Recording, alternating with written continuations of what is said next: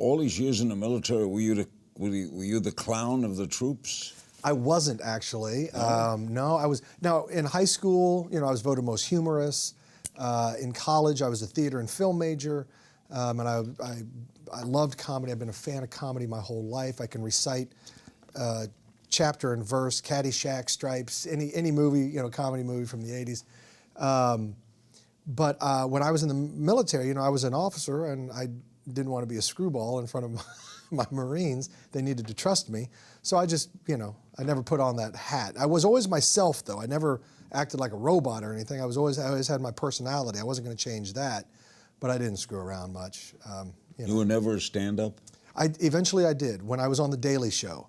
When I was on The Daily Show, I shared an office with John Oliver, and I would drag him down to the Upright Citizens Brigade to do improv, because that's how I came up, doing long-form improv, to do improv with me and to do monologues and stuff like that. And then he said, okay, now you got to come with me and do stand-up. And I'm like, I don't do stand-up. I don't know how to do it. He's like, just start. And so I had to go and tell a story, a 3-minute story. That was how I started.